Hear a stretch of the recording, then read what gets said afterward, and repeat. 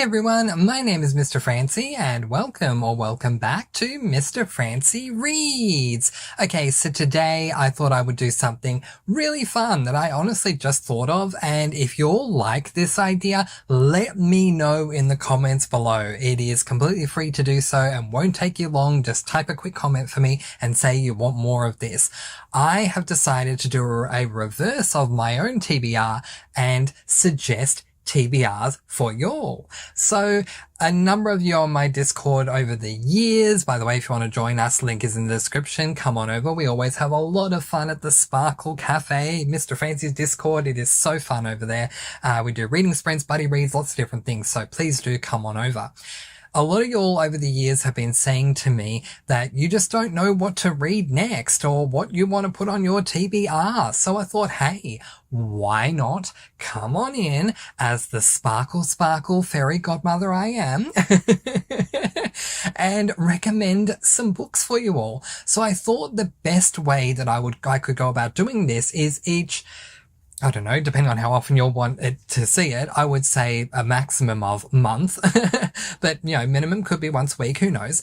I could come to you all and give you one book from several different genres that I can recommend, and maybe you haven't heard of that book before. Maybe what I tell you about the book might inspire you to pick it up or add it to your TBR, because who knows, we all read different things, and this may be a great recommendation for you. So I'm just basically going to list different genres, give you a recommendation of a book, and that's it.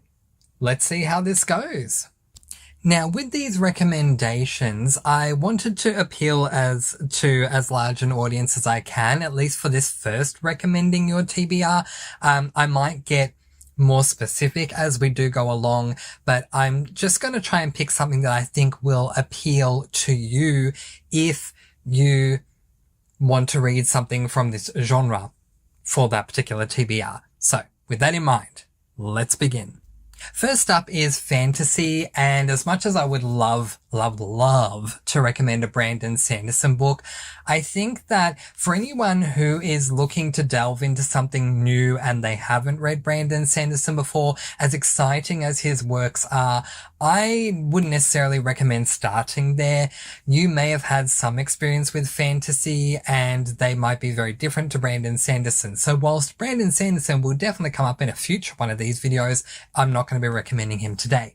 Today I'm going to be recommending Nevermore by Jessica Townsend. So this is I think it's actually middle grade.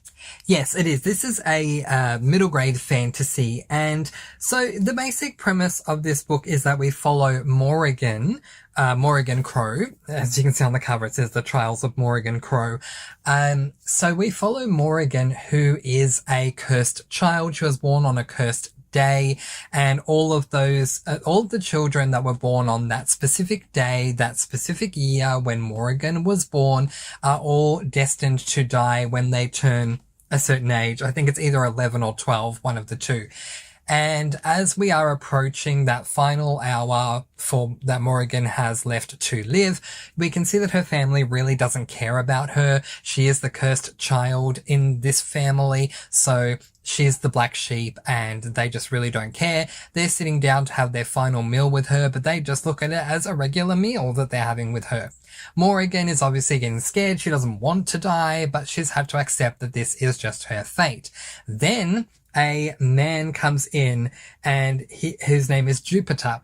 And Jupiter is as whimsical and wondrous as you could imagine. And he says to Morrigan's family, please don't mind the interruption. Hello. And the family are all just kind of stupefied looking at this guy like, who the heck are you? And he says, I just have a question for Morrigan. Morrigan, do you want to die? And Morrigan says no. And he says, well then why should you? Come with me. And he takes her away to his incredibly whimsy and wondrous world of Nevermore, which is just absolutely beautiful. If you've read the Harry Potter series, then this is the series to move on to. Anyone out there that's suffering from Harry Potter hangover because you've read the Harry Potter books to death and you can't find any fantasy at all that matches up to it, this is where you go. I would not lead you astray. I, for years, have been trying to find a series that does for me what the Harry Potter series did, and this one does. Whilst there are definite differences, I feel that Jessica Townsend may have been slightly inspired by Harry Potter because it has a Harry Potter tone to it. We do deal with a magical world, we do deal with a magical school, and Morrigan ends up staying at a hotel called the Deucalion, which is magically inspired as well. It is magic, but done in an incredibly inviting and enticing way, where not all fantasy books for me are incredibly enticing, but this one is. It's so whimsy and wondrous, so I highly recommend this one. The next genre I'm going to recommend is cozy mysteries, and the book I'm putting up is a book that defies the standard laws of cozies, and also, to me, of all the cozy mysteries I've read, which is about 75, I think, this one is the least either known about or the least read, and I think that everyone should read it because it was a really good book and the series is incredibly amazing. And that is Murder at Pirates Cove by Josh Lanyon. This is book number 1 in the Secrets and Scrabble series. So, what sets this apart from most of the other cozies out there? Well, first of all, we are following a male protagonist whose name is Ellery Page. The second thing that sets this cozy apart is that Ellery Page just so happens to be gay, which is not something that you find in your typical cozy mystery. We are usually following a woman who just so happens to be straight in her endeavors to be an amateur sleuth and try and solve a mystery. So I specifically actually went out of my way to see if I could find a male cozy mystery and came across this series, and I have not looked back since. Let me tell you, it would not be enough for me to continue on with the series just because it is a male cozy. The series itself needs to intrigue me enough to keep going. The relationship we end up exploring is between Ellery Page and the the police chief, Jack Carson, and the relationship that seems, normal because a lot of the amateur sleuths and cozies end up dating a police chief or a detective or an investigator or something like that. Jack Carson is the perfect guy for Ellery Page. They both offset each other so well. The dynamics they have, because they're very opposite in who they are. It's the whole opposites attract thing, and it does work incredibly well. Ellery Page is very emotional. He very much leads with his heart, whereas Jack Carson generally leads with his mind, but his heart opens up a lot more once he meets Ellery and goes through certain experiences with Ellery, and likewise Ellery's mind opens up a lot more once he meets Jack Carson. So the overall romance in the series grows over the course of time and definitely benefits both characters. But as far as the actual mysteries and things like that, I think the mysteries are really good. I more read the series for the characters because I do love the characters, and a lot of the cozies that I've read are culinary themed. This is not. This is bookshop themed. So Ellery is left a bookstore by a relative who's died, left it to him in their will, and so he's trying to revive this bookstore. And yeah, it's a wonderful series. I do highly recommend it. If you're looking for a cozy you haven't read before, 9 out of 10 people I know have not read this book, so I highly recommend picking it up. Next up is classics, and I know a lot of you are thinking, oh, Mr. Francy, I'll just skip this. I hope you don't mind. Classics are just not my thing. It's just too much work. I'm going to move on to the next one. Don't fast forward, don't skip ahead, because I have you, that specific person who is scared to pick up a classic, in mind with this recommendation. Classics are considered to be classics because they were written a long time ago and they should still hold up to this day, or they are still read widely to this day. Even if they don't hold up, they may still be read widely to this day and are a great depiction of how things were back in those days. Because classics were written a very, very, very long time ago, they can sometimes be incredibly hard to read because they're written in the style, in a manner of speaking that was how people were back in those days as compared to how they are now. A modern writing day style without purple prose is much easier to read because it's what we're more used to than how authors were writing back in the Victorian era or prior to that or whatever. So there you go. But anyway, the book I'm going to recommend to you is incredibly easy to read and it's incredibly cozy as well. So it's hard for me not to recommend that. And that is this book, Winnie the Pooh by A.A. Milne. This is a middle grade classic and I gave this book 5 stars. I cannot recommend it enough. If you've ever seen the TV series, the Adventures of Winnie the Pooh, or any of the movie adaptations, if you love Winnie the Pooh at all, I highly recommend reading the canonical works. This is where it all began. It all began with A.A. Milne. While there are some slight differences that occur in the canonical work, which does happen, adaptations change things all the time, especially visual adaptations change things all the time, the book is incredibly easy to read and it is very episodic. Every chapter reads like its own brand new mini story, but they're just a whole lot of fun. I really enjoyed my time with this book and I just really highly recommend it. It challenges the perception of what a classic is, which can be a really dry, sometimes hard to read book, where this one's really cozy and comfortable and very easy to read. So I recommend this for a classic. Contemporaries. Okay, so a contemporary is defined as a book that is written about everyday people dealing with everyday things. Some people believe that contemporaries are actually a subgenre to romance, but I completely disagree with that. A contemporary, while it can contain a romance, it is more genred as a contemporary because it more focuses on hard-hitting topics that everyday people with everyday lives do experience and can go through. And it also, a contemporary does not need to feature a romance at all. The contemporary so all the contemporaries that I've read so far do deal with some sort of hard-hitting component to them, so be mindful of that. And the book I am going to recommend is controversial in many ways, so there are trigger warnings for this book, but I recommend this book because I think it is rather intriguing, and if we take it as a work of fiction, then I think that work of fiction was written incredibly well. And that is the canonical work of 13 Reasons Why by J. Asher.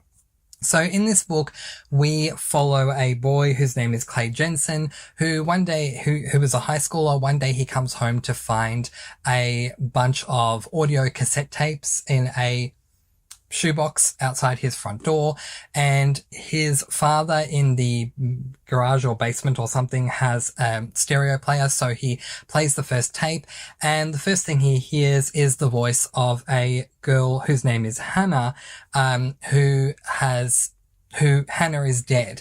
Hannah ended up committing the S word that we can't say on YouTube, so I hope you know what I'm referring to. She's no longer around because she committed that S word.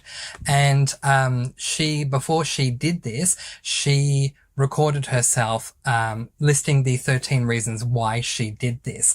Now, because of this book is not going to be a recommendation that I would give to everyone. If committing the S word is something that is a trigger point for you, then I do not recommend picking this book up.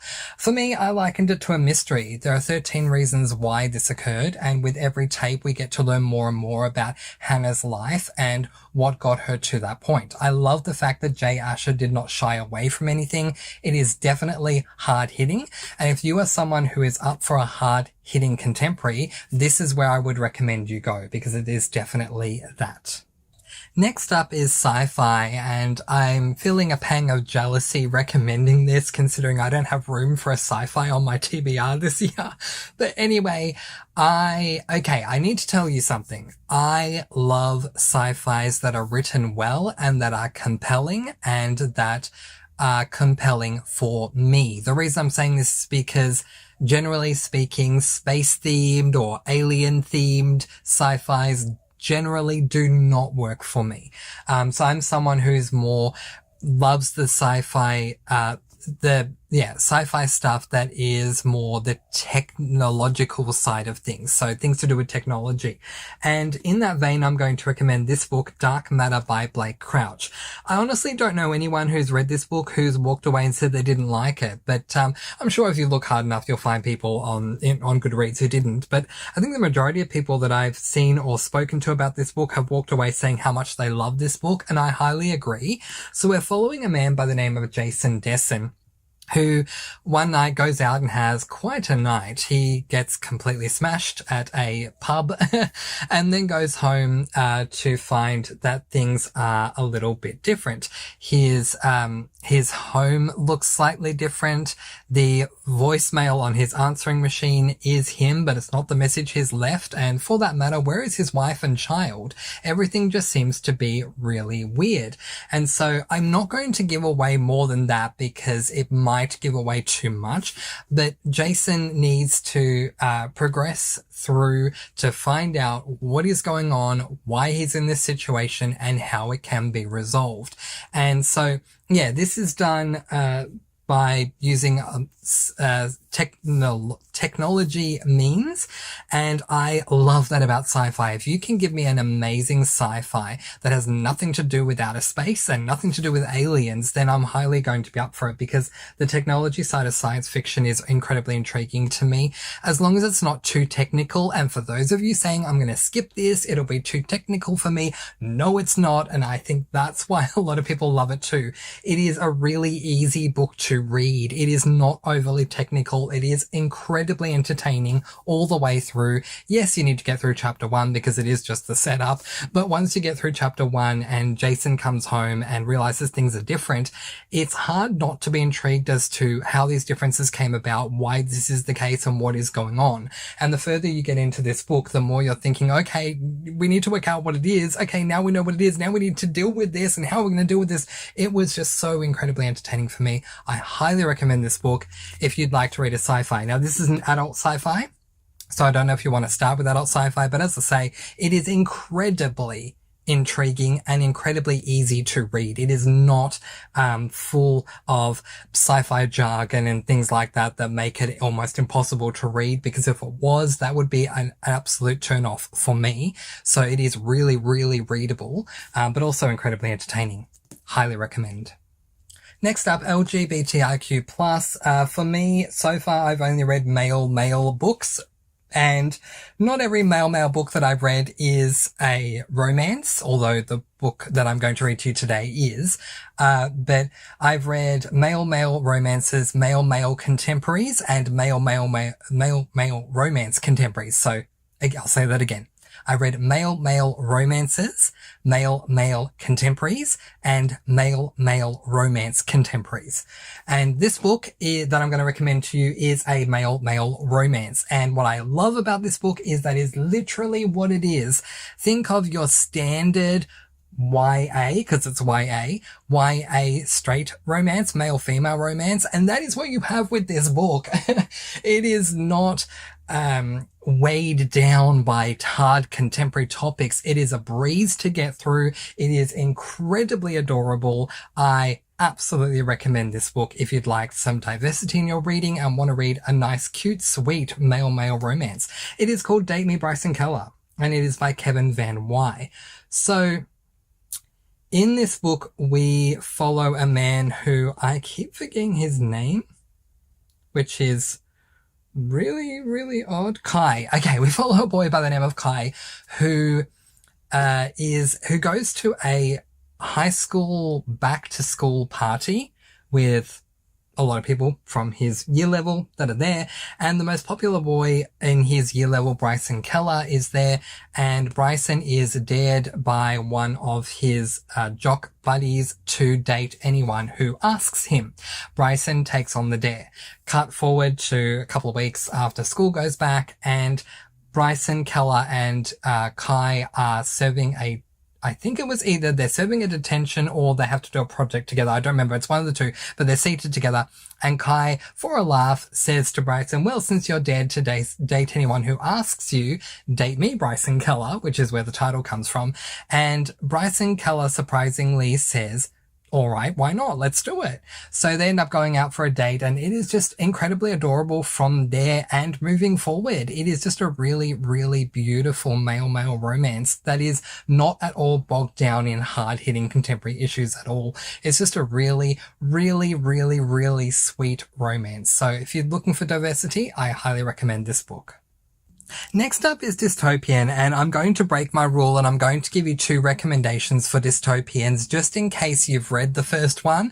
I want to give you a different option. So this first book that I'm going to recommend is incredibly popular. It's been adapted into a film series, so whether you read the books or watch the films, or were inspired to read the books because you watched the films, or were inspired to watch the films because you read the books, they're at least known of, so it's very likely you've read it already. But I'm recommending this one because it is the epitome of what makes a dystopian, and that is The Hunger Games by Suzanne Collins. So a dystopian, for those who don't know, is a genre where we have a book that is set in a world where everything is the opposite of a utopian, where everything is perfect and everyone's happy all the time. It is a world of disharmony and discord owing to, the majority of the time, an overbearing tyrant who rules this world, land, area, whatever it is, and everyone is just, in a really tough situation, and there is absolutely nothing they can do because of this overbearing tyrant. In The Hunger Games, we follow Katniss, who ends up so in this world of The Hunger Games, every so often, I think it's every year, names are drawn out of a hat. I'm going to try and keep this really vague. Names are drawn out of a hat to enter into what's called the Hunger Games, but only children of a certain age can enter, where there are 2 children chosen from each district, and they all compete in what is known as the Hunger Games, where they're placed into an isolated area where they can't escape, where there are cameras everywhere. Only one person will survive, and the only way they will survive is if they don't die. So it's basically a kill or be killed situation.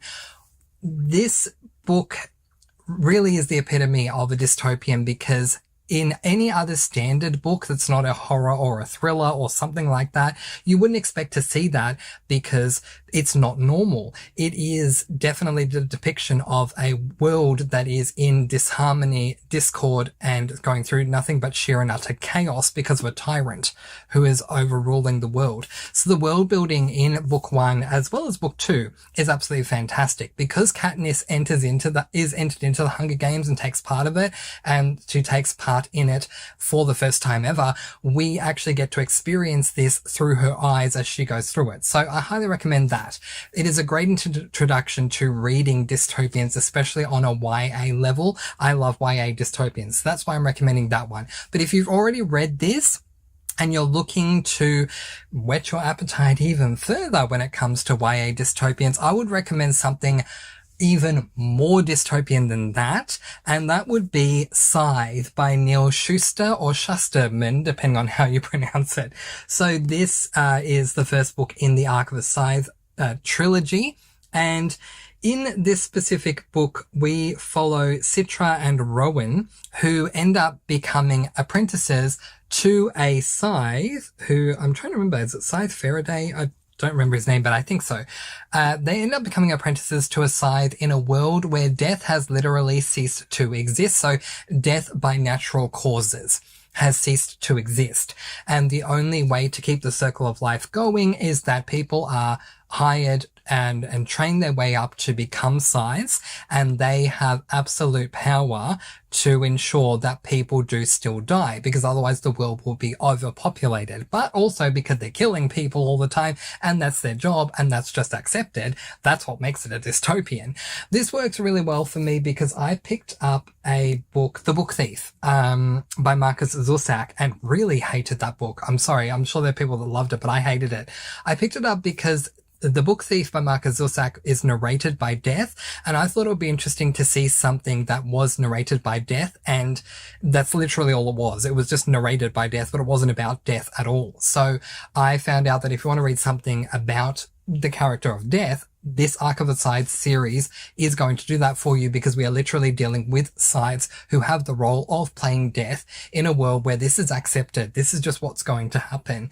And it is really well done. The world building is fantastic, which is what I always expect of a great dystopian. Go into any dystopian you read expecting amazing world building, because what makes a dystopian is the way that the author pens this world. What's gotten it to this level of chaos, what's happening with the chaos, what are the rules and the laws and the class system and whatever else it is. That is what you want from a great dystopian, and Scythe definitely has that. So I recommend both of these books to be added to your TBR for dystopians. Next up, male-female romance, otherwise just known simply as romance that doesn't need to be quantified or qualified. And okay, I haven't read a lot of just straight up romances because I split contemporaries and romances apart from one another. Just as far as a straight up male-female romance, I haven't read a lot, but I do intend to read a lot more this year. The romance I'm going to recommend is a YA romance, and it is this book, P.S. I Like You by Casey West. So this book follows two people who I'm trying to remember what their names are, Lily and someone else, who I don't have their, oh, that's right. This straight YA romance follows Lily, who one day is in science class, and she chemistry class, sorry, and she scribbles some of her favorite song lyrics onto her desk. The next day she finds that someone has continued the lyrics on the desk and added a message for her. Soon Lily and her anonymous pen pal are exchanging full-on letters, sharing secrets, recommending bands, and opening up to each other. Lily realizes she's kind of falling for this letter writer. Only who is he? As Lily attempts to unravel the mystery and juggle school friends, crushes, and her crazy family, she discovers that matters of the heart can't always be spelled out. I highly recommend this book because I love Casey West as a male-female romance author. I have loved everything she's written so far. And what I love about this is it adds a mystery to the romance. Who is the guy writing the anonymous letters? But yeah, it's really incredibly well done, and I recommend you add it to your TBR. Next up is mystery, and I've definitely fallen behind when it comes to mysteries. In fact, since 2020, I've only read 15 mysteries, which is not a lot at all. But the mystery book that I am going to recommend to you is this book, The 7 Deaths of Evelyn Hardcastle by Stuart Turton, or if you're American, The 7.5 Deaths of Evelyn Hardcastle by Stuart Turton. Alright, so this is an adult mystery, and it is amazing. I would say the subgenre of this book would be fantasy, and let me explain why. So we follow this guy who is named Aidan Bishop. He goes to a mansion where I don't exactly remember why he went to the mansion in the first place, but he does. And he ends up getting stuck in a time loop trying to determine who killed Evelyn Hardcastle, as the cover suggests. The interesting thing about this mystery is the added element of fantasy, where the day does repeat over and over again until he can determine who killed her. That's the only thing that's going to break the time loop. In fact, all of the guests who are at this mansion when the death does occur, they're all in this time loop, but the time loop will only be broken for that one person who is the first to solve the mystery. So there's a real, time frame issue thing going on here, because everyone wants to be the first to solve it. Otherwise, they're going to be stuck in this continuous time loop. But what makes it even more interesting and even more fantastical is every single day, Aidan wakes up in the body of another person who was there, who saw the crime being committed to another one of the guests. And so it's really interesting to see Aidan adapt to being in the body of a different guest each and every day, and trying to work out who the killer is, having the advantages as well as disadvantages of being in the body of that particular person. Now, these people don't know that it's Aidan. Aidan plays the character as well as he can to pass off as being them, but I just felt all these layers just made the book incredibly intriguing. I did not like the reveal. That's just me personally. I wasn't a fan of it, but I have to say the mystery was incredibly intriguing from start to end. So I do highly recommend this book. I hope you pick it up for your TBR. And the final genre I'm going to recommend is horror. For me, when it comes to horrors are only going to be amazing for me if they creep me out, freak me out, force me to leave the light on, or convince me I'm going to have a nightmare. If they're not going to do that for me, it's not a horror for me, and I don't enjoy the books. That's just me. If you're like me, I have to recommend this book to you. It is called The Housemates, and it is by Ian Rob Wright. I've recommended this book many times, but I don't know a lot of people who have picked it up aside from me, so I highly recommend it. Think of the Saw movies and think of the game show Big Brother. Combine the two, you have The Housemates. You have a certain number of people who enter into a Big Brother style competition where the elimination is basically a death trap. It is fantastic. It's an adult horror, so don't go into it unless you're prepared for an adult horror. Because it's an adult horror, there is no line that Ian Rob Wright cannot cross. So you have been warned. This is an incredibly tough horror to read. So please don't pick it up if you just want something that's an easy horror to begin with. But for those of you who want a really good horror, this is what you read, and it is better than King, and I'm not the only one saying it. Trust me, take on the challenge. Read this book if you've read a lot of Stephen King stuff, and then come back to me and tell me if you agree or disagree. I'll respect your opinion either way, but I've heard a number of people say to me, this is better than King, and I completely agree.